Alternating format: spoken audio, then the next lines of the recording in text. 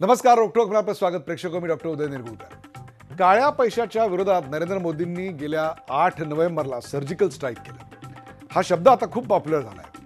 त्याला आता बरोबर 168 तास किंवा 7 दिवस आणि 7 रात्री उलटल्या आहेत. मात्र अजून बँका आणि एटीएम समोरच्या रांगा काही कमी होताना दिसत नाहीत. अर्थकल्लोळ कमी होताना दिसत नाही.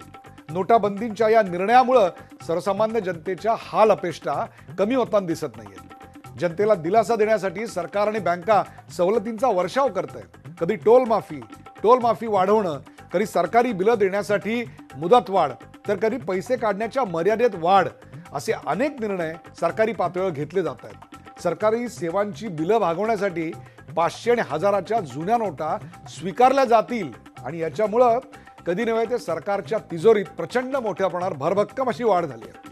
या निर्बंधांचा जनतेला त्रास होत असला तरी या निर्णयाचं स्वागत देखील केलं जात आहे. रिझर्व्ह बँकेच्या एका ताज्या आदेशामुळे जिल्हा मध्यवर्ती बँकांना मात्र जोरदार दणका आज बसला. चलनातून बाद केलेल्या 500 आणि 1000च्या नोटा जिल्हा बँकांनी स्वीकारू नयेत असा आदेश रिझर्व्ह बँकेनं काढला. त्यामुळे ग्रामीण भागातल्या जनतेचं धाबदन आणलंय. शेतकरी, कष्टकरी, कामगार यांनी आपल्याकडच्या जुन्या नोटा कशा बदलून घ्यायच्या अशी चिंता त्यांना सतावते. नागरी बँकांना एक न्याय, राष्ट्रीयकृत बँकांना एक न्याय आणि जिल्हा बँकांना दुसरा न्याय, असा भेदाभेद का? कशासाठी? सरकारच्या नोटाबंदी धोरणात हा दुजाभाव का? इतर राष्ट्रीयकृत आणि नागरी बँका जुन्या नोटा स्वीकारू शकतात, मग डीसीसी बँकांवर सरकारचा विश्वास नाहीये का? या बँकांनी आपली विश्वासार्हता गमावली आहे का? जिल्हा बँकांमध्ये 90% खाती ही शेतकरी, कामगारांची, प्राथमिक शिक्षक संघांच्या पतपेढ्यांची आणि त्याहीपेक्षा अल्पबचत गटाची आहेत.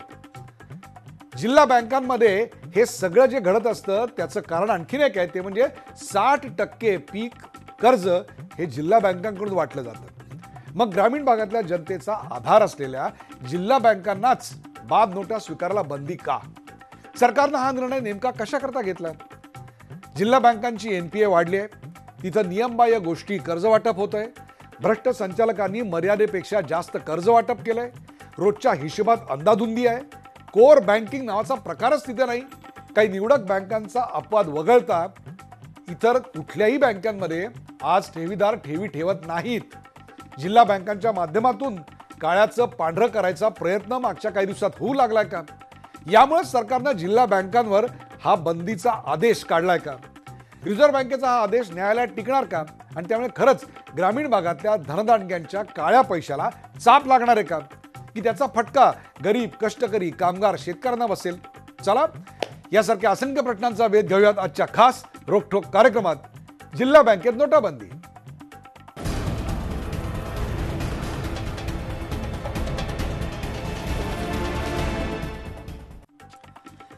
जिल्हा बँकेत नोटाबंदी. सुरुवातीला पाहूया या विषयावरचा एक खास रिपोर्ट. आधीच उल्हास, त्यात फाल्गुन मास. रिझर्व्ह बँकेच्या नव्या आदेशांमुळे जिल्हा मध्यवर्ती बँकांची काहीशी अशीच अवस्था झाली आहे. ग्रामीण अर्थव्यवस्थेचा कणा असलेल्या या बँकांनी चलनातून बाद झालेल्या 500 आणि 1000च्या नोटा स्वीकारू नयेत असा फरमान आरबीआयनं काढलंय.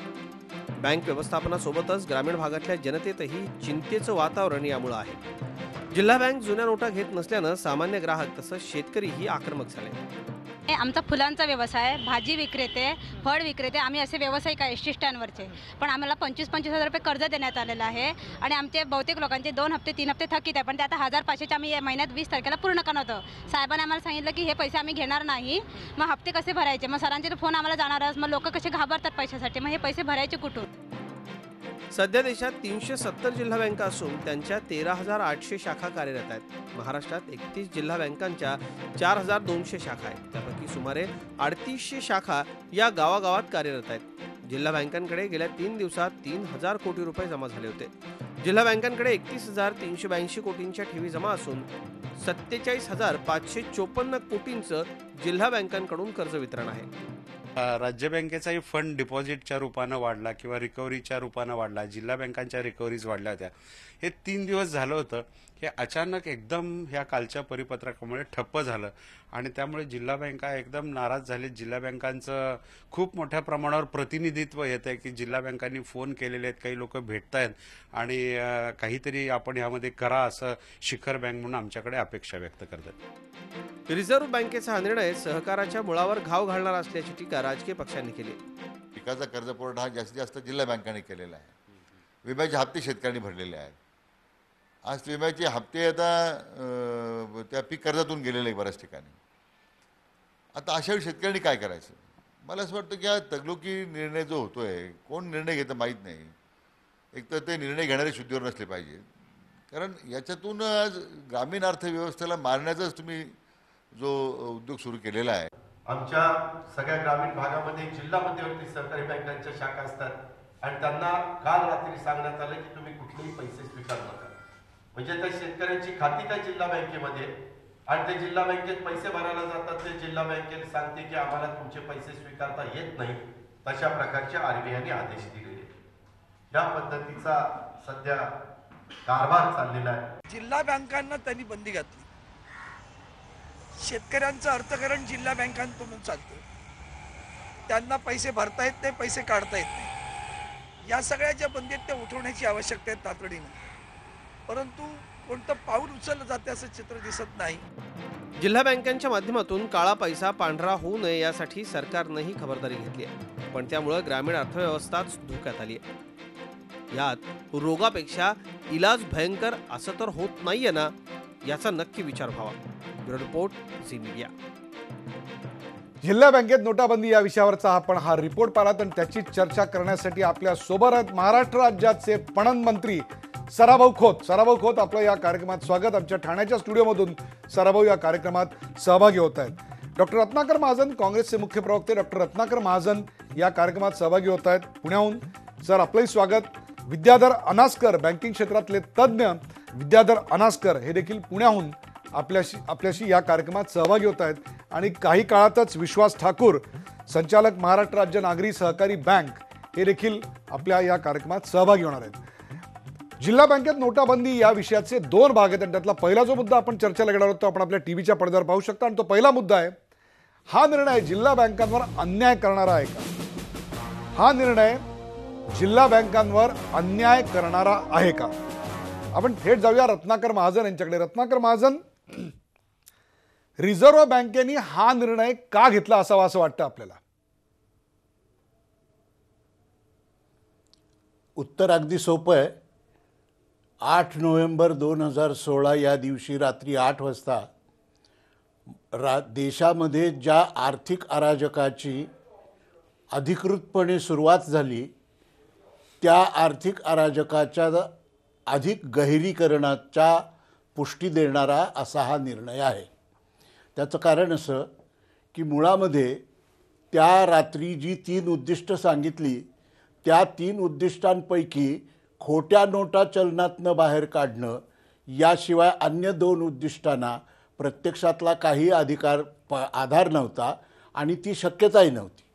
पण हे करताना, निदान नकली नोटा चलनातनं बाहेर काढताना उपलब्ध तंत्रज्ञानाचा पुरेपूर वापर करण्याच्या ऐवजी हा अराजक आणणारा निर्णय करण्यात आला. तिथंच याची खरं म्हणजे सुरुवात झाली. मुळामध्ये आपण म्हणला त्याप्रमाणे ग्रामीण भागाची अर्थव्यवस्था ही पूर्णतया सहकारी क्षेत्रात असणाऱ्या विविध संस्थांच्या उपलब्धतेवर अवलंबून आहे. मग त्या पतपेढ्या असतील, सहकारी बँका असतील, सेवा सोसायट्या असतील, यामार्फत छोटे शेतकरी, कारागीर, महिला बचत गटांच्या सदस्या या सर्वांना वेळोवेळी मदत करण्याचं काम या संस्था करत असतात. अशावेळी जर केवळ रिझर्व्ह बँकेच्या मर्जी खातर त्यांना या निर्णयातून वगळलं असेल आणि त्यांना बंदी घातली असेल, तर ह्याच्यामागं काय विचार असू शकतो, हा कितीही विचार केला तरी आपल्याला याचं उत्तर मिळू शकत नाही. इतकं अराजक गेला आठवडाभर संबंध देशभर आहे. आणि आज तर त्याच्यात आणखीन भर पडली. हे जे सेक्रेटरी आहेत ते काय म्हणले, तर ते म्हणले ज्या नोटांचा रंग जातो त्या नोटाच खऱ्या आहेत. आता काय या माणसाला बोलावं, म्हणजे ऐकावं ते नवलच आहे. आपल्या सर्वांचा साधा अनुभव असा की अगदी नव्या कोऱ्या नोटा पाण्यात पडल्या आणि भिजल्या तरी त्या बाहेर काढून 1 तासभर 2 तास ठेवल्या तर त्या व्यवस्थित वाळतात आणि काही रंगबिंग त्यांचा जात नाही. अशा याच्यात या नव्या नोटा कुठनं आणल्या की ज्या नोटांचा रंग जातो याचा अर्थ तो खऱ्या आहेत. इतका हास्यास्पद युक्तिवाद ओके. भारत नावाच्या विशाल लोकशाही देशाचा म्हणजे एक प्रकारे- आर्थिक विभागाचा सेक्रेटरी करू शकतो. रत्नाकर यामुळे महाजन- जगात भारताची इब्रत वाढली का कमी झाली?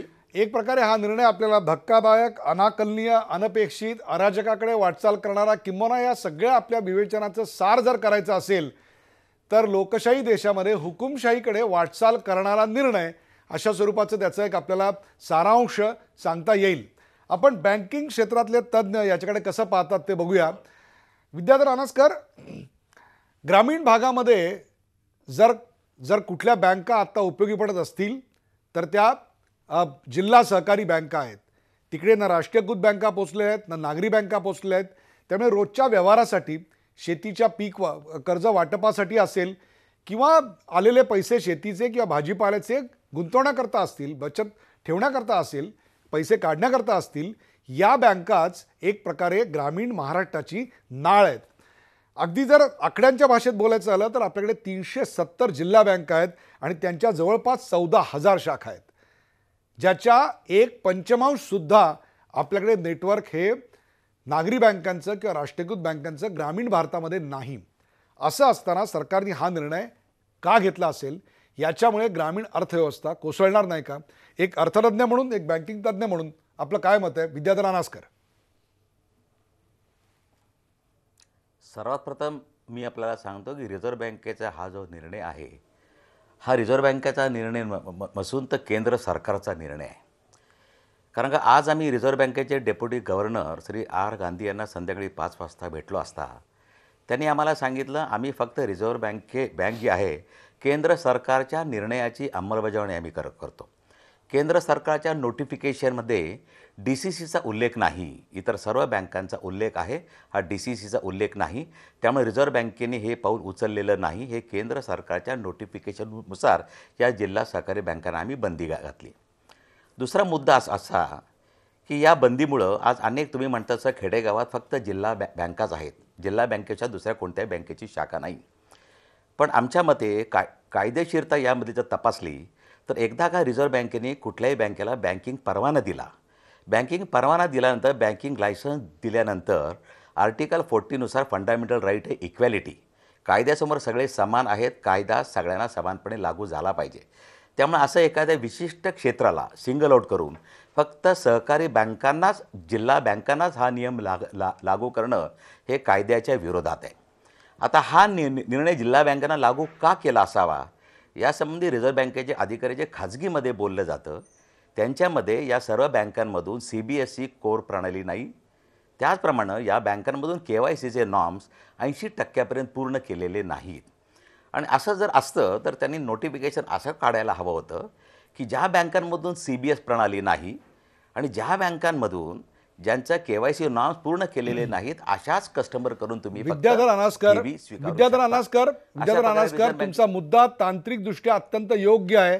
परंतु जिल्हा सहकारी बँकांकडे जे ग्राहक आहेत, जे खातेदार आहेत, त्यांच्यापैकी किती जणांनी KYC भरला असेल अथवा किती बँकांमध्ये कोर बँकिंग आलेलं असेल असं आपल्याला वाटतं? मुद्दा फक्त KYCचा नाही आहे तर कोर बँकिंगचा आहे. त्याच्याविषयी आपण काय सांगाल विद्याधर अनासकर? बरोबर. KYCमध्ये आज बघायला गेलं तर स्टॅटिस्टिकली देशामध्ये कोर बँकिंगमध्ये बिहार हे महाराष्ट्रापेक्षा पुढे आहे. आज बिहारसारखं राज्य हे महाराष्ट्रापेक्षा कोर बँकिंगमध्ये पुढे आहेत. महाराष्ट्रापेक्षा जास्त जिल्हा बँका या बिहारमध्ये CBS झाल्यात. महाराष्ट्रामध्ये जवळजवळ बघायला गेलं तर 16 ते 17 बँकात CBS आहेत. आणि असं असलं देखील मी एक मुद्दा आपल्याला सांगू इच्छितो, अनेक कमर्शियल बँका, नॅशनल बँकामध्ये देखील, बँक ऑफ बडोदामध्ये परवाच एक 6,178 कोटीचा घोटाळा असा झाला आहे की 50 बोगस कंपन्यांच्या नावाने अनेक हातगडेवाले, रिक्षावाले यांचं KYC बनावट करून जवळ 6,178 कोटीचा पैसा परदेशात सायफण केला आहे, ब्लॅक मनी. त्यामुळं फक्त हा मुद्दा असा नाही आहे की विशिष्ट ठिकाणीच हे होतं. पण जर तुम्हाला या मुद्द्यावर जर बंदी घालायची असेल तर तुम्ही DCC बँका असं स्पेसिफिक उल्लेख न करता ज्या बँकांमधून, आता त्याने एका नोटिफिकेशनमध्ये असं आहे जिथं KYC नॉर्म पूर्ण आहे तिथं तुम्ही कितीही पैसे स्वीकारू शकता. KYC नॉर्म अर्धवट आहे. राष्ट्रीयकृत बरोबर बँकेचा उल्लेख केलात आणि तिथे झालेल्या कथित घोटाळ्याविषयी बोललात म्हणून हा एक छोटासा प्रश्न, आणि त्यानंतर मी विश्वास ठाकूर यांच्याकडे जाईन आणि मग या सगळ्याची उत्तरं आपण मंत्री महोदयांकडून घेऊया. अशा प्रकारे घोटाळे हे संचालकांच्या परवानगीशिवाय किंवा आग्रहाखातरच होत असतात. यांची संख्या ही जिल्हा मध्यवर्ती बँकांमध्ये खूप प्रचंड मोठ्या प्रमाणावर आहे की नाही? नंबर 2, त्या ठिकाणचे नॉन परफॉर्मिंग ॲसेट्स हे RBIच्या नॉर्म्सपेक्षा कमी आहेत का जास्त आहेत? थकीत कर्ज, बुडीत कर्ज यांचं प्रमाण हे अत्यंत चिंताजनक आहे की नाही? चौथा प्रश्न, या बँकांमध्ये एक 5-7 अपवाद महाराष्ट्रातले सोडून द्या तुम्ही, साताराची बँक आहे मी असं सांगू शकतो, त्या सोडून इतर बँकांमध्ये आज ठेवी ठेवायला छोटे ठेवीदार पुढे येत आहेत असं वाटतं का आपल्याला? विदर्भ रानासकर. नाही, सगळ्यात पहिला प्रॅक्टिकल बघायला गेलं तर जिल्हा सहकारी एकंदर बँकिंग सेक्टरमध्ये जिल्हा सहकारी बँकांमधलं अनुत्पादक कर्जाचं प्रमाण जास्त आहे, मान्य केलं पाहिजे. करेक्ट. दुसरी सगळ्यात महत्त्वाची गोष्ट, या बँकांमधून संचालकांच्या परवानगीशिवाय घोटाळा होऊ शकत नाही, हेही सत्य आपल्याला स्वीकारलं पाहिजे. त्यामुळे कुठं स्टाफ घोटाळा करेल अशातला भाग नाही. परंतु घोटाळा हा किती प्रमाणात आहे मी तुम्हाला अजून सांगतो की राष्ट्रीयकृत बँकांमध्ये एक घोटाळा 6-6 हजार कोटी रुपयाचा असेल तर या संपूर्ण सेक्टरमधला घोटाळा जो तुम्ही आकडा बघायला जाल हा जास्तीत जास्त 100-150 कोटीच्या आसपास हा घोटाळा फिरतो. त्यामुळे तुम्ही संख्या घोटाळ्यांची नंबर ऑफ हे बघायला जाल तर इथं जास्त आहे, पण त्यामध्ये इन्व्हॉल्ड असलेला पैसा बघायला जाल तर राष्ट्रीयकृत बँकांमधील झालेल्या घोटाळा, एक मी तुम्हाला उदाहरण देतो साहेब. बँक ऑफ इंडियामधला घोटाळा हर्षद मेहता म्हणून गाजतो, परंतु केतन पारेखचा घोटाळा मात्र माधवपुरा म्हणून गाजतो. याचा पण खोल विचार अनेकांनी केला पाहिजे. त्यामुळे यात दोषी कोण आहे हा भाग वेगळा, परंतु इथं रिझर्व्ह बँकेचं नाबार्डचं पूर्ण नियंत्रण असताना, घोटाळ्याविरुद्ध तुम्हाला कारवाई करायची पूर्ण मुभा असताना, रिझर्व्ह बँक त्या प्रत्येक निकषावर जिथं आर्थिक सक्षमता नाही त्या बँकांना लोन कर्ज वाटप बंदपासून ठेवी घेणं बंद इत्यादी प्रकारचं बंधन आणू शकत असताना, एक बँक असताना तिथं हजारो शेतकरी, आज जवळजवळ तुम्ही म्हणता यामधले. अगदी बरोबर आहे, हाच तर मुद्दा आहे आणि त्याचं स्पष्टीकरण आपण विश्वास ठाकूर यांच्याकडून घेऊया. विश्वास ठाकूर, हे अचानक, अनाकलनीय, अकल्पित, अनपेक्षित असं आलंय का? या संदर्भातल्या सूचना केंद्र शासनाकडून, RBI कडून वारंवार येत होत्या. कोर बँकिंग संदर्भातल्या, अनुत्पादकते संदर्भातल्या, भ्रष्ट संचालकांवरच्या कारवाई संदर्भातल्या अनेक ठिकाणी प्रशासक नेमायची वेळ आली होती, याची जाणीव आपल्याला असेल. एकीकडे ग्रामीण भारताचा, ग्रामीण महाराष्ट्राचा आपण म्हणूया अर्थकारणाची नाळ तुमच्या हातामध्ये, त्याच वेळेला भ्रष्टाचाराच्या पाळण्याची दोरी देखील तुमच्या हातामध्ये. मग हे सरकारने तोडायचं कसं? विश्वास ठाकूर. मला असं वाटतं की आत्ता ही बँकिंगमधली जी लढाई आहे ना, ती भारत विरुद्ध इंडिया आहे असं म्हटलं तर वावगं ठरू नये. कारण तुम्ही बघा, मी आता टेक्निकल बँकिंगमध्ये जाणार नाही. मला एक सांगा, जर बँकिंग हा व्यवसायाला जर सगळे नियम सारखे लावायचे असतील तर मग राष्ट्रीयकृत बँका, कमर्शियल बँका आणि सहकारी बँका अशा 3 स्तर निर्माण करायचं कारण काय? महाराष्ट्रामध्ये 50,000 शेतकऱ्यांनी जर वर्षभरात आत्महत्या, गेल्या 10 वर्षात आत्महत्या केलेल्या आहेत, त्याची अमाऊंट मल्ल्यांनी बुडवलेल्या 9,500 कोटी रुपये इतकी सुद्धा नाही. आणि आज तुम्ही जर बघाल तर राष्ट्रीयकृत बँकेचा फक्त केवळ NPA हा 4 ते 4.5 लाख कोटी रुपयापर्यंत चालला आहे. हा भ्रष्टाचार कशात मोडतो? याची चौकशी खरोखरीच होती का? मग ग्रामीण भागातल्या माणसांनी KYC पूर्ण केला पाहिजे, याच्यासाठी तुम्ही हा टास्क कशासाठी धरतायत? आज तुम्ही मला सांगा की या ग्रामीण भागामध्ये इथं तुम्ही एखाद्या गोष्टीची झेरॉक्स काढायला गेली तर 16-16 तास लाईट नसतात. त्यांनी झेरॉक्स केव्हा काढायची? त्यांनी शेती करायची का तुमचे KYCचे पूर्ण करायची? आणि KYC म्हणजे असं काय त्याच्यामध्ये आहे हो मला सांगा तुम्ही? पूर्तता तर करता येतात ना, आणि सर्वच भ्रष्टाचारी आहेत का? म्हणजे तुम्ही रोगापेक्षा इलाजच तुम्ही इतका भयंकर करतायत. मला वाटतं कुठेतरी हे चुकतंय किंवा कुठेतरी याच्यामध्ये काहीतरी प्रॉब्लेम येतो आहे. आणि याच्याकडे, या सगळ्या याच्याकडे तुम्ही ह्या व्यवस्थेकडे सोशल बँकिंगमधून सुद्धा तुम्ही बघा. आणि अचानक उद्भवलेल्या या आपण काही गोष्टी, विश्वास ठाकूर, तुम्ही मुद्दा मांडलेला आहे की प्रकारे कुठल्याही भ्रष्टाचाराचं समर्थन करत नाही, परंतु तुमच्या बोलण्याचा जो एक सूर आहे करत नाही. विश्वासजी, तुमच्या बोलण्याचा जो एक सूर आहे तो असा आहे, मल्ल्यांचा शर्ट हा आमच्यापेक्षा जास्त मलिन आहे, त्याकडे आधी लक्ष द्या, मग आमच्या कमी मलिन असलेल्या शर्टाकडे लक्ष द्या. आमचा मलिन शर्ट आहे तो फक्त तांत्रिक बाजूचा आहे, आम्हाला सोयी सुविधा त्याच्यापेक्षा उपलब्ध नाही, सुद्धा त्यामुळे माझं- आम्हाला केवायसी करता येत नाही, त्यामुळे रोगापेक्षा इलाज भयंकर आहे. This is the time we should bring Sadabhau Khot. Sadabhau Khot, भयंकर आरोप आणि करण्यात आले डॉक्टर, ह्या सगळ्या गोष्टी धक्कादायक आहे, गरीब अनाकलनीय आहे, माणसासाठी आणि अनपेक्षित सामान्य आहे. माणसासाठीच आहे का? त्याहीपेक्षा सुद्धा ग्रामीण महाराष्ट्राला अर्थकल्लोळाच्या खाईत लोटणार आहे. काहीतरी विशिष्ट राजकीय हेतूनी विद्याधर रानसकरांनी तर आता पुरावा दिलेला आहे की हा केंद्र सरकारचा निर्णय आहे, तो RBIचा निर्णय नाही. म्हणजेच एक प्रकारे रोगापेक्षा उपाय भयंकर. ग्रामीण बँकांवर, जिल्हा बँकांवर आणि तुमचा एकच एवढा मिनिट राग डॉक्टर का? साहेब. दोन ठिकाणच्या बँका सोडल्या तर एकही बँक तुमच्या आधिपत्याखाली नाही, हे याचं मूळ म्हणायचं का? सदाभाऊ खोत. नाही, आणि मला एकच मिनिट बोलायचं आहे त्याच्यामध्ये. एक मिनिट विश्वासराव, त्यांचं उत्तर ऐकून मग तुमच्याकडे येऊ. सदाभाऊ खोत बोला. तुम्ही अचानक जेव्हा कुठलंही सदाभाऊ खोत बोला, येतो मी तुमच्यावर. सर, पहिल्यांदा आपल्याला एक गोष्ट मान्य करावी लागेल की पंतप्रधान नरेंद्र मोदी साहेबांनी हे एक क्रांतिकारक असा निर्णय घेतलेला आहे आणि ग्रामीण भागातली जनता फार चिंताग्रस्त झालेली आहे वगैरे, हे काही गोष्ट खरी नाही आहे. लोकांना हे आवडलेलं आहे. कारण मी आमदार झाल्यानंतर वकील साहेब जे अर्थक्रांती चळवळ चालवत आहेत त्यांचा कार्यक्रम आम्ही सांगलीमध्ये आयोजित केलेला होता आणि त्यावेळी मी तर असं म्हटलेलं होतं की 50 रुपयाच्या वरच्या नोटा चलनातून बंद झाल्या पाहिजे त्या, आणि एक सगळा व्यवहार हा बँकिंग झाला पाहिजे. आता सगळ्या सोयीसुविधा आलेल्या आहेत आणि त्याचा स्वीकार आता सगळ्यांनी करायला शिकलं पाहिजे. आणि दुसरं, सहकारी जिल्हा मध्यवर्ती बँकेच्या बाबतीमध्ये जर बोलायचं झालं तर राज्यामध्ये किती बँका सक्षमपणानं चालू आहेत, अगदी बोटावर मोजण्या इतक्या. मग राज्य शिखर बँकेवरती पृथ्वीराज बाबांना त्यांचं सरकार असताना प्रशासक का नेमावा लागला? मी ग्रामीण भागातून आलो या, मला माहीत आहे की जिल्हा मध्यवर्ती बँका कशा पद्धतीनं कर्ज देतात, कुणाला देतात. शेतकऱ्यांना जे कर्ज मिळतं पीक कर्ज ते किती, ऊसवाल्याला 1 लाख रुपये, सोयाबीनवाल्याला 20,000 रुपये, द्राक्षवाल्याला 1.5 लाख रुपये. परंतु बाकीच्या किती लोकांनी त्या बँकेचं कर्ज उचललं? सहकारी संस्था, साखर कारखाने, सूतगिरण्या, दूध संघ हे सगळं बंद पडलेलं आहे. याला कोट्यावधी रुपयेचं कर्ज या मंडळींनी उचललं. म्हणजे एका बाजूला अनेक बँका राज्यातल्या, अगदी नावं घेता येतील, मी सांगतो म्हणजे अगदी कुठल्या कुठल्या बँकेमध्ये किती घोटाळा आहेत, काय काय कोणत्या कोणत्या बँकेने या राज्यातल्या केलेल्या आहे, सगळी आकडेवारी माझ्याकडे आहे. या बँकेने सुधारणामध्ये काय केलं आतापर्यंत?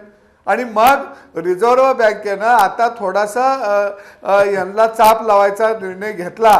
ठीक आहे, त्याच्यामध्ये राज्य सरकार योग्य तो निर्णय घेत आहे, परंतु लगेच म्हणजे आम्ही फार जनतेच्या सेवा करत होतो आणि आता त्यामुळं सगळे अडचणीत आलेले आहेत असं काही भाग नाही.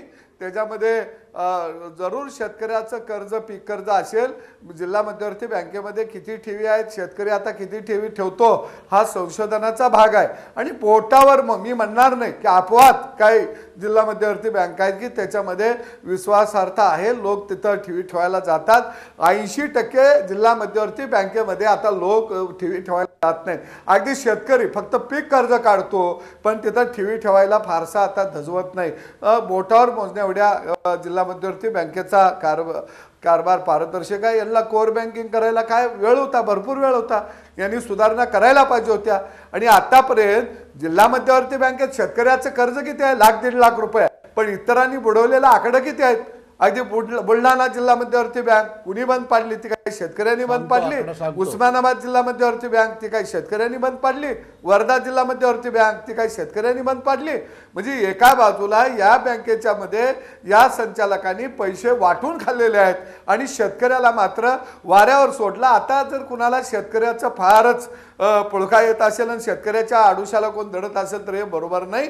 ठीक आहे, जनतेची सोय झाली पाहिजे, याच्यासाठी आपण काय करू शकतो याच्यावर विचार होऊ शकतो. त्याच्या बाबतीमध्ये आपण सरकारकडं जसं मगाशी आता साहेबांनी सांगितलं, रिझर्व्ह बँकेच्या गव्हर्नरकडे आम्ही गेलेलो होतो, त्या पद्धतीने आपण प्रयत्न करू शकतो.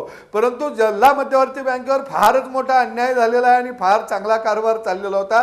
कारण मी शेतकरी नेता आहे, मला माहिती आहे त्याच्या झाडा मी भोगलेल्या आहेत आणि गावातला माणूस काय पद्धतीनं ते झाडा भोगतो हे मी बघितलं. मला अगदी मी विचारतो कोणत्या जिल्हा मध्यवर्तीनं शेतकऱ्याच्या तरुण मुलांना उद्योगासाठी कर्ज दिलेलं आहे. अरे आमची जमीन 20 लाख रुपये किमतीची असता आणि त्याच्यामध्ये ऊस आम्ही लावतो, तुम्ही आम्हाला देता 1 लाख रुपये आणि त्याच्यावर बोजा मात्र 2-2.5 लाख रुपयाचा चढवलेला असतो. मग हे कुठलं तुमच्या शास्त्रामध्ये बसतं? म्हणजे शेतकऱ्यांना फारच मोठा या अर्थपुरवठा करत होते, मोठे उद्योग उभा राहिले गावागावात. शेतकऱ्यांनी असा अजिबात काही नाही. जी काय कर्ज दिली ती कशी दिली याच्याही सुरस कथा आहेत. वेळ जर मला मिळाला आणि तो प्रश्न आला तर ते बरोबर आहे. इतर पॅनलिस्टचं मत जाणून घेण्या अगोदर, इतर पॅनलिस्टकडे जाण्या अगोदर एक छोटासा प्रश्न तुम्हाला आहे. या ज्या ग्रेट चाललेल्या बँकांची तुम्ही उदाहरणं दिलीत, बुलढाणा होतं, इतर बँका होत्या, या बँकांचे नेते हे आपल्या पक्षाचे होते का विरोधी पक्षाचे होते?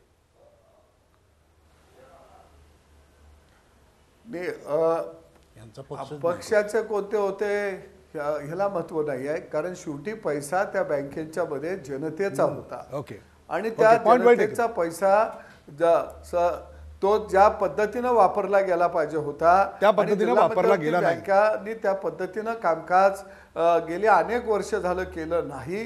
याची उदाहरणं अनेक आहेत. अगदी प्रत्येक बँकेनं नियमबाह्य कारभार जवळजवळ केलेला आहे. त्याचा टपका रिझर्व्ह बँकेनं त्यांच्या अहवालामध्ये वेळोवेळी ठेवलेला आहे.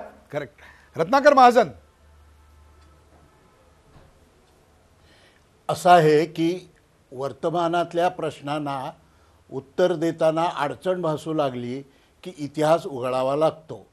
कुठल्याही क्षेत्रातल्या कुठल्याही प्रकारच्या गैरप्रकाराला कुणीही पाठीशी घालणार नाही.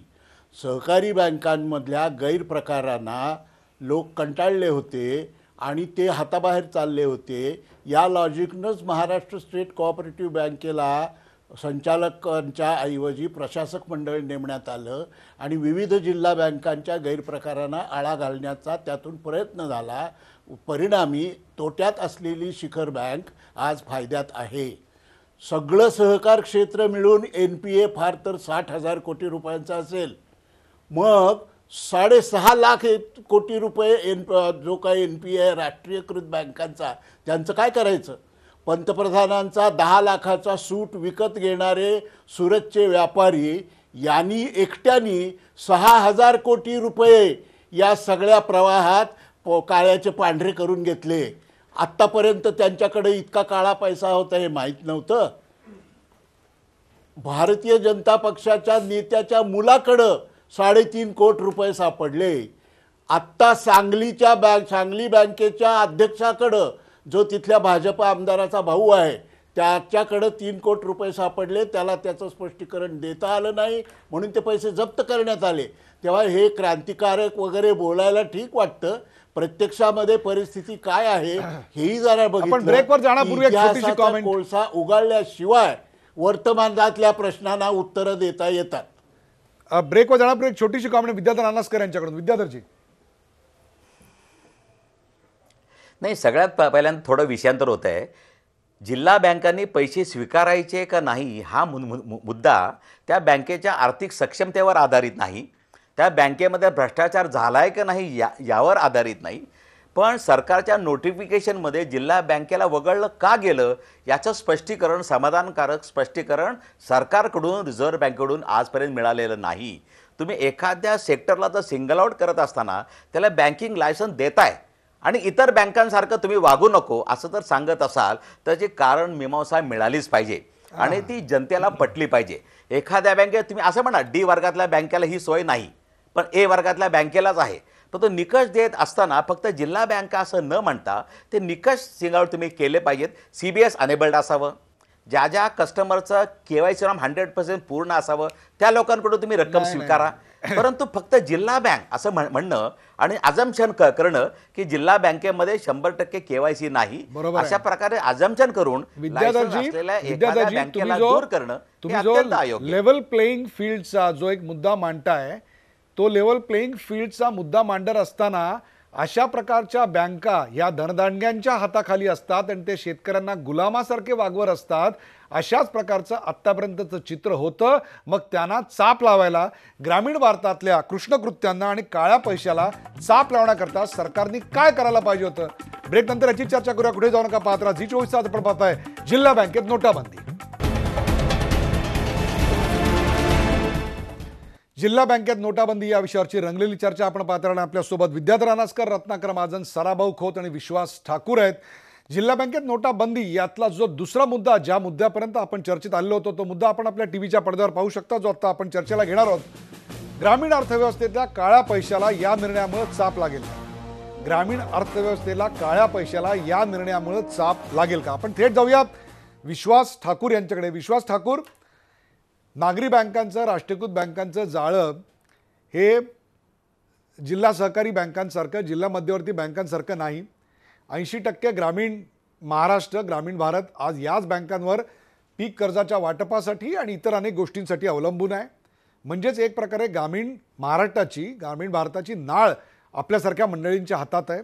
त्याचबरोबर दुसऱ्या बाजूला या बँकांमध्ये प्रचंड मोठ्या प्रमाणावर भ्रष्टाचार झालेला आहे. अगदी शिखर बँकेवर प्रशासक नेमावा इथपर्यंत पाळी मागच्या सरकारमध्ये आलेली होती. यावेळेला सरकारने अनेकदा KYC करा किंवा कोअर बँकिंगकडे जा अशा सूचना केलेल्या होत्या. त्याचं पालन कोणी केलं नाही, किंवा त्याला केराची टोपली दाखवलेली आहे. एकीकडे अनुत्पादकता प्रचंड मोठ्या प्रमाणावर वाढते. संचालक मंडळाचे भ्रष्टाचार मोठ्या प्रमाणात. एक 5-6 बँका महाराष्ट्रातल्या सोडल्या तर बाकीच्या सगळ्या बँकांचं हे चित्र आहे. म्हणजे दोरी तुमच्या हातामध्ये, गळफास लावायची ताकद तुमच्या हातामध्ये, परंतु त्या दोरी खेचणाऱ्याचा हात आणि मेंदू मात्र भ्रष्ट. मला सांगा, सरकारने 500 आणि 1000च्या नोटांचा निर्णय जिल्हा बँकांवर लादायचा, नाहीतर मग काय करायचं? दुसरा कुठला उपाय आपण सुचवाल if you were the decision maker?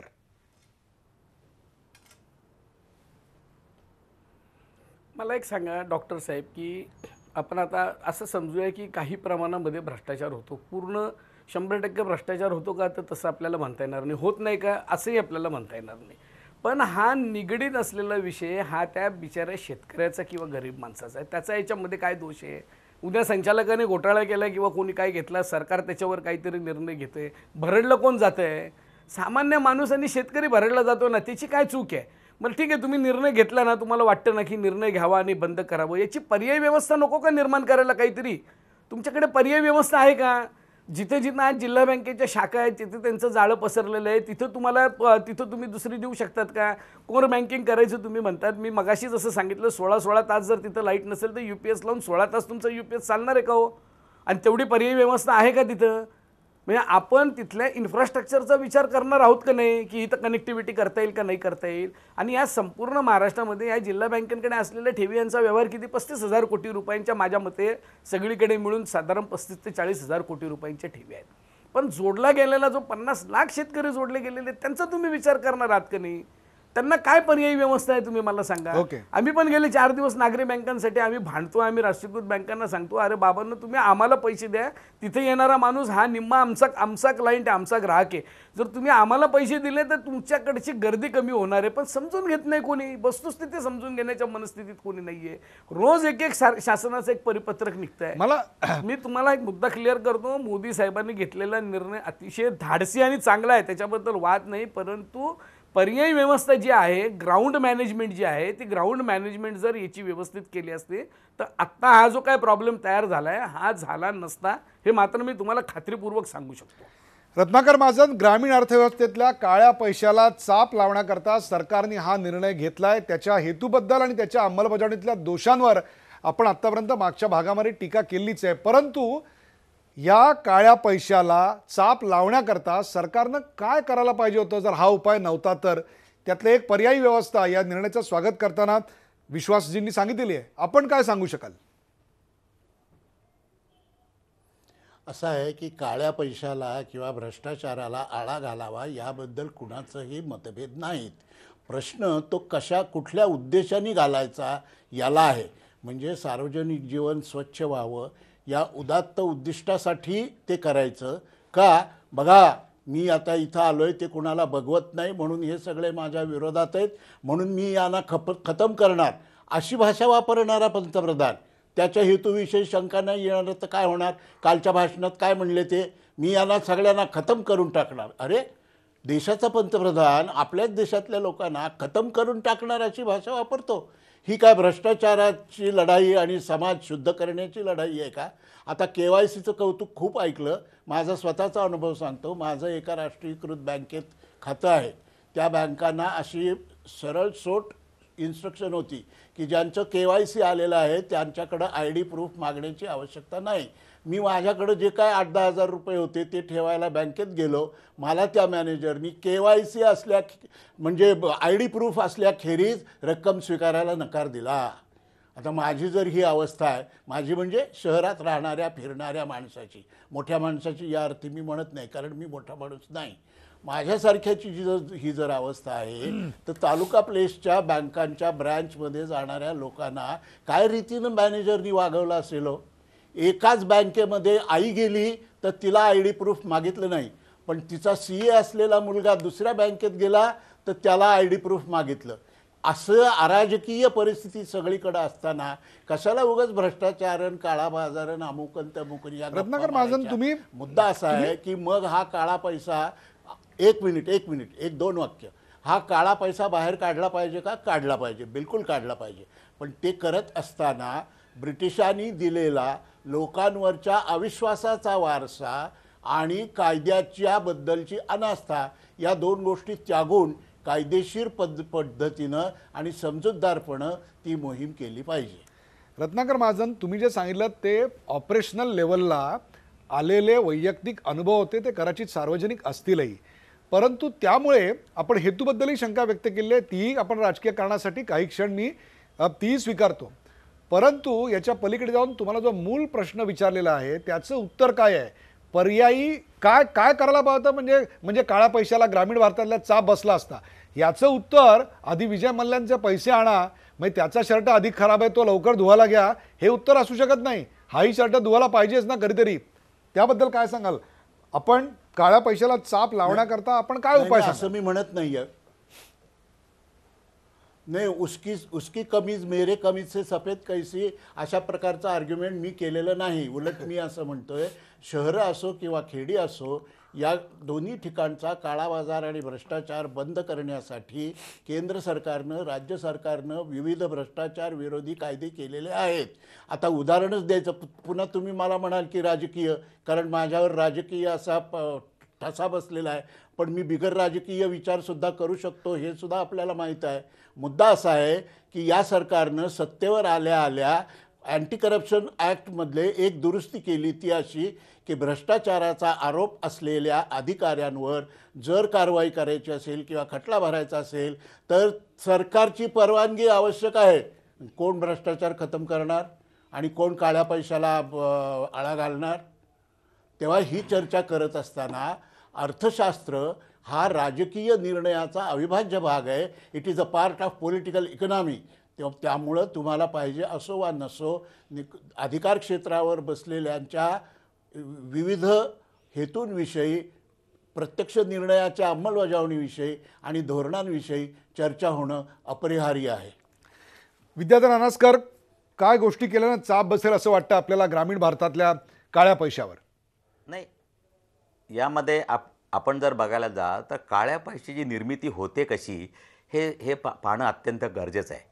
त्याला 2च कारण आहेत. एक म्हणजे जो ॲक्ट आहे, व्यवसाय ज्याला कायद्याने बंदी आहे, असं स्मगलिंग असेल, हे असेल, सोने आयात असेल, भ्रष्टाचार असेल, या सगळ्या कायद्याने बंदी असलेल्या व्यवसायापासून मिळालेला जो पैसा आहे तो रोख स्वरूपातच देवाणघेवाण होते, तो कधी चेकनी होत नाही.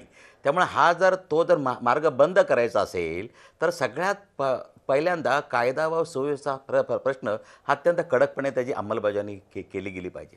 दुसरा प्रश्न असा की मी कायदेशीररित्या करत असलेल्या व्यवसायापासून कमावलेलं उत्पन्न हे टॅक्स जादा भरावं लागू नये म्हणून मी ते दाखवत नाही, त्यातनं काळ्या पैशाची निर्मिती सुरू होते. त्यामुळे ही जी प्रणाली आहे अत्यंत सोपी, फुटसुटीत आणि लोकांना परवडेल अशी जर केली तर निश्चितच त्याला आळा बसेल. तिसरी महत्त्वाची गोष्ट अशी की या सगळ्या बँकांमधून कोणी स्वतःच्या खात्यामध्ये नावाने जो काही पैसा ठेवला जातो, आज आयकर खात्याला एवढे अधिकार आहेत, आयकर खात्याने प्रत्येक सहकारी बँकांमधून 10,000च्या वरच्या ठेवी असलेल्या लोकांची नावं मागवलेली आहेत. त्याला सुप्रीम कोर्टाने परवानगी दिली आहे. त्याने लिस्ट ते मागवत आहेत, प्रत्येकडून त्याची चौकशी होते. त्यामुळे हळूहळू तुम्ही जर बघायला जाल तर काळ्या पैशाच्या निर्मितीच्या मूळ प्रश्नावरच घाव घालणं हे काळाची गरज आहे. कारण का तुम्ही म्हणाल आज असं आहे की 1,000ची नोट रद्द केली पण 2,000ची आली मार्केटमध्ये. त्यामुळे पूर्वीच्या सत्ताधाऱ्याने कमवलेल्या काळ्या पैशाला चाप आणि याच्या पुढं काळा पैशाच्या निर्मितीला प्रोत्साहन असं जर काही वातावरण होणार असेल, कारण काळा पैसा 100च्या नोटेमध्ये कधी साठवता येत नाही, त्याच्याकरता हाय व्हॅल्यूचे डिनॉमिनेशनच आवश्यक आहेत. त्यामुळे काळा पैसा याच्या पुढं निर्माण होणार नाही ही भ्रामक समजूत आहे. पूर्वीचा एक वेळ नष्ट होईल, तुम्ही आज जर बघायला जाल तर नष्ट पण झाला नवीन का नाही, व्यवस्था आपण निर्माण होईल. पण आपण जाऊया सराभाऊ. माझ्या नावावर काळा पैसा नाही ठेवणार. सराभाऊ, आपण सगळ्यांच्या सूचना ऐकल्यात आणि एक विधायक चर्चा, आपण एक सकारात्मक कुठल्या तरी दिशेने पाऊल टाकूया. कुठेतरी RBI कडे जाऊन, केंद्र सरकारकडे जाऊन या संदर्भामध्ये आपलं स्पष्टीकरण मांडण्याची गरज आहे. हाच एकमेव मार्ग होता का? याला पर्याय काय? हा जो विश्वास ठाकूर सातत्यानं मुद्दा मांडतायत किंवा रत्नाकर महाजन याच्यातले ऑपरेशनल मुद्दे, वैयक्तिक अनुभव जे सांगतायत ते टाळण्याकरता पुढच्या काही दिवसामध्ये, कारण हा जो अर्थकल्लोळाचा भाग आहे तो आणखीन 50 दिवस चालेल असं दस्तूरखुद्द प्रधानमंत्र्यांनी सांगितलेलं आहे. तेव्हा भ्रष्ट लोकांवर कारवाई करण्याकरता सरकारी परवानगीची गरज, याच्यातनं आपल्या हेतूबद्दल शंका निर्माण होते. ग्रामीण महाराष्ट्रातल्या काळ्या पैशाला या अशा अर्धवट टाकलेल्या पावलामुळं किंवा हेतुपुरस्सर टाकलेल्या पावलामुळं ज्याची शंका आपल्या विरोधकांना येते, त्याच्यामुळं चाप लागेल असं वाटतं आपल्याला. आपण काय उपाय सुचवाल? सराभाऊ खोत. डॉक्टर साहेब, सगळ्याच या चर्चेमध्ये भाग घेणाऱ्या विचारवंतांनी या ठिकाणी व्यवस्थितपणानं मांडणी केलेली. पण एक गोष्ट आपल्याला लक्षात घ्यावी लागेल की सहकारी बँका ज्या आहेत त्या बाबतीमध्ये रिझर्व्ह बँक किंवा केंद्र सरकार यांनी हा निर्णय का घेतला याच्यात आपल्याला खोलामध्ये जायला तेवढा वेळ नाही, पण त्या मुळाशी सुद्धा कधी ना कधीतरी आपल्याला जावं लागेल. एका बाजूला 50,000 रुपयेचं कर्ज फेडता आलं नाही म्हणून आत्महत्या करणारे हजारो शेतकरी या महाराष्ट्रामध्ये आपण पाहिलेले आहेत, तुम्ही त्यांच्यापर्यंत पोहोचलेला आहात. प्रश्न आहे की ग्रामीण भागामध्ये हा जो निर्णय झाला, मी त्याचा बारकाईनं सगळीकडे काढूसा घेतला तर लोकांच्यामध्ये प्रचंड उत्साह आहे. कारण आत्तापर्यंत सर्वसामान्य माणसाजवळ अगदी दवाखान्यात जायचं, घरातला माणूस आजारी पडला असेल तरी त्याच्याजवळ बिचाऱ्याजवळ पैसे नव्हते. अगदी आत्महत्या केलेल्या शेतकऱ्याच्या घरामध्ये उत्तर कार्य घालायला सुद्धा त्याच्याकडे पैसे नव्हते. ही एका बाजूची आतापर्यंतची सगळी व्यवस्था आपण बघितली तर आपल्या लक्षामध्ये येईल. आणि म्हणून सहकारी जिल्हा मध्यवर्ती बँकेच्या बाबतीमध्ये आतापर्यंत जे काही कामकाज त्या बँकेच्या माध्यमातून केलं गेलं, त्याचा कुठंतरी एक लेखाजोखा रिझर्व्ह बँकेकडे असेल, केंद्र सरकारकडे असेल. अगदी आदरणीय महाजन साहेबांनी सांगितलं की शिखर बँक आता नफ्यात आली, पण ज्यांनी ती घाट्यात घालवली ते असताना का नफ्यात येऊ शकली नाही? प्रशासक आल्यानंतर एक माणूस बँक नफ्यात आणू शकतो, मग आमचे 24 संचालक ती बँक नफ्यात का आणू शकत नाहीत? म्हणजे आता या ओहापोहामध्ये जाण्याच्या ऐवजी मी तुम्हाला एक गोष्ट सांगेन की सरकार योग्य निर्णय राज्य सरकार घेत आहे. कारण आजच आम्ही सरकारनं, मुख्यमंत्र्यांनी आज निर्णय घेतला की शेतकऱ्यांचा 50 किलो माल एसटीतून आज तो फ्रीमध्ये आणला जाईल, हा निर्णय घेतला. दुसऱ्या बाजूला जे शेतकरी आपला शेतमाल घेऊन मार्केट कमिटीमध्ये येणार आहेत त्यांना आता चेकद्वारे पैसे देता येतील, RTGS करता येईल, हाही निर्णय घेतलेला आहे. आणि दुसऱ्या बाजूला व्यापाऱ्यांना त्यांच्या खात्यातून 10 लाख रुपये काढायला परवानगी द्या, कारण पुढे रोखीत व्यवहार करायचा असतील तर ते करता आले पाहिजेत. आणि हा प्रस्ताव आम्ही केंद्र सरकारला तातडीनं पाठवलेला आहे. दुसऱ्या बाजूला जिल्हा मध्यवर्ती बँका ज्या सक्षम बँका आहेत, ज्या बँकेमध्ये काही चांगल्या पद्धतीनं काम चाललेलं आहे, या बँकेला सुद्धा काही अंशी या ठिकाणी काम करायला दिलं गेलं पाहिजे. कारण सर्वसामान्य माणसाचं, अत्यंत गरीबातल्या गरीब माणसाचं त्या ठिकाणी काही ठेवी आहेत, सेविंग खात्यावरती पैसे आहेत, महिला बचत गटांचे पैसे आहेत आणि त्यालाही व्यवहार करायला परवानगी द्यावा असं महाराष्ट्र सरकारच्या वतीनं आजच प्रस्ताव आम्ही अर्थमंत्र्यांच्याकडे दिला गेलेला आहे. एखादी कोणताही निर्णय घेतल्यानंतर त्याच्यामध्ये मी असं म्हणणार नाही की तो 100% बरोबर आणि 100% चूक, परंतु निर्णय तर घ्यावाच लागणार आहे. हा घेणं अत्यंत गरजेचं होतं. आता 2000च्या नोटचं निघालं. आता माणसं भीतीमुळं 2000ची नोटसुद्धा कायदेशीर करतील, कागदावर पैसे येतील, बँकेत खात्यावर येतील, सर्वसामान्य माणसाला कर्ज सहजरित्या उपलब्ध होईल, व्याजाचे दर कमी होतील आणि उद्योगाला, ग्रामीण उद्योगाला यातून निश्चितपणानं चालना मिळणार. असं काय नाही बरं, उद्या 2000ची नोट सुद्धा 6 वाक्यात जर सांगायचं झालं रोटेशनवरती अर्थव्यवस्था सराव खोत, एका वाक्यात नाही, जर 1000च्या 500 होत आहेत तर ती सुद्धा होऊ शकते. एका वाक्यात सांगायचं झालं की 100 रुपयाच्या वर नोटाच असल्या नाही पाहिजे, पण आजची सराव खोत अच्छे दिन येतील, दिलासा द्यावा लागेल. अच्छे दिन येतील असं अजूनही आपण म्हणताय. प्रेक्षको, जिल्हा बँकेत नोटाबंदी या विषयावरची ही गंभीर, काहीशी अभ्यासपूर्ण चर्चा आपण पाहिलीत. जिल्हा बँकांना रद्द झालेल्या चलनी नोटा स्वीकारता येणार नाहीत हा रिझर्व्ह बँकेचा आदेश ग्रामीण अर्थव्यवस्थेला अडचणीत आणणार आहे. गेल्या आठवडाभरापासून देशात आर्थिक अराजकाची सुरुवात झाली आहे. या निर्णयामुळे ती अधिक गहिरी झाली असा मुद्दा काँग्रेसच्या रत्नाकर महाजन यांनी आज मांडला. ज्या नोटांचा रंग पाण्याने जातो त्याच खऱ्या असं देशाचे अर्थसचिव सांगत असतील तर यापेक्षा हास्यास्पद बाब कुठली याकडे त्यांनी लक्ष वेधलं. नोटा स्वीकारायला मनाई करण्याचा निर्णय रिझर्व्ह बँकेने नव्हे तर केंद्र सरकारनं घेतलेला आहे याकडे विद्याधर अनासकर यांनी लक्ष वेधलं. त्याच्यातला पॉलिटिकल अँगल त्यांनी आपल्याला दाखवला. CBS कोड प्रणालीची अंमलबजावणी केली नाही किंवा KYCचे निकष पूर्ण केले नाही म्हणून मनाई करण्यात आली असावी, पण रिझर्व्ह बँक जिल्हा बँकांना परवाना दिल्यानंतर असे निर्बंध घालणं कितपत न्यायाचं आहे किंवा अन्यायाचंच आहे असंही त्यांनी स्पष्ट मत मांडलं. ग्रामीण भागातल्या बँकांमध्ये घोटाळे आहेत म्हणून निर्बंध घातले जात असतील तर मग राष्ट्रीयकृत बँकांमधल्या करोडो घोटाळ्यांचं आम्ही काय करायचं, त्याची उत्तरं कोण देणार असा सवाल विश्वास ठाकूर यांनी केला. यावेळी जिल्हा बँकांमधल्या भ्रष्टाचार बोकाळलाय, संचालकांनी जनतेचे पैसे वाटून खाल्ले, कोअर बँकिंग सारख्या सुधारणा करायला आणि KYCचे निकष पूर्ण करायला यांचं काय जात होतं अशी विचारणा करत ग्रामीण जनता अजिबात चिंताग्रस्त नाही, पंतप्रधान नरेंद्र मोदींचा निर्णय क्रांतिकारक आहे असं सराभाऊ खोत यांनी ठासून आवर्जून सांगितलं.